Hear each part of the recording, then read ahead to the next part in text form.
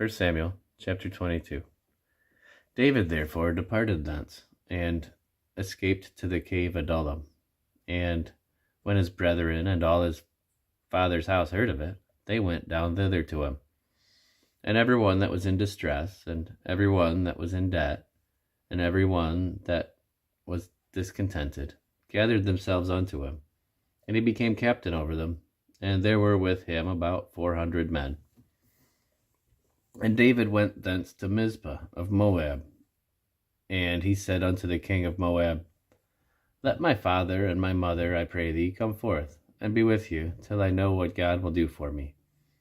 And he brought them before the king of Moab, and they dwelt with him all the while that David was in the hold.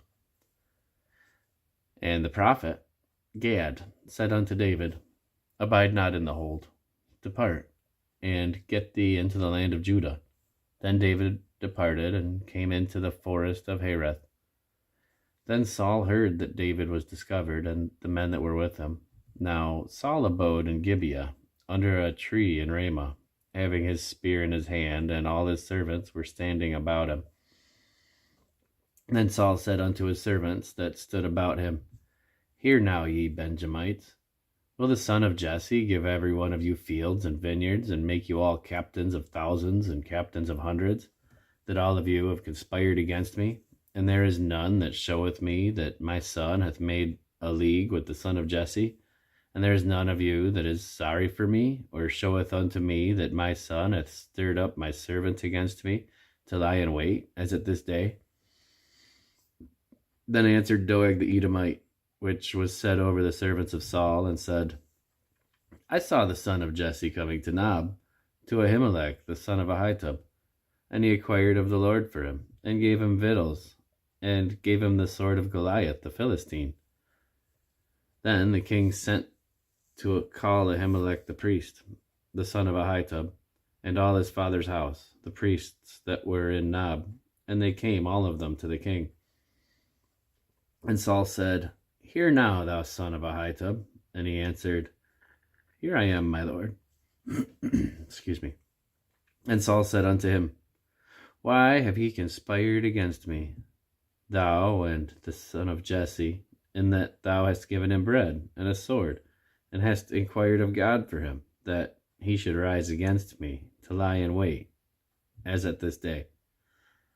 Then Ahimelech answered the king, and said, And who is so faithful among all thy servants as David, which is the king's son-in-law, and goeth at thy bidding, and is honorable in thine house?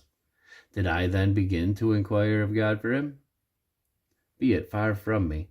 Let not the king impute anything unto his servant, nor to all the house of my father, for thy servant knew nothing of all this, less or more. And the king said, Thou shalt surely die, Ahimelech, thou and all thy father's house. And the king said unto the footmen that stood about him, Turn, and slay the priests of the Lord, because their hand also is with David, and because they knew when he fled, and did not show it to me. But the servants of the king would not put forth their hand to fall upon the priests of the Lord. And the king said to Doeg, Turn thou, and fall upon the priests. And Doeg the Edomite turned, and he fell upon the priests, and slew that day 75 persons that did wear a linen ephod. And Nob, the city of the priests, smote he with the edge of the sword, both men and women, children and sucklings, and oxen and asses and sheep, with the edge of the sword. And one of the sons of Ahimelech, the son of Ahitub, named Abiathar, escaped and fled after David. And Abiathar showed David that Saul had slain the Lord's priests. And David said unto Abiathar, I knew it that day, when Doeg the Edomite was there, that he would surely tell Saul, I have occasioned the death of all the persons of thy father's house.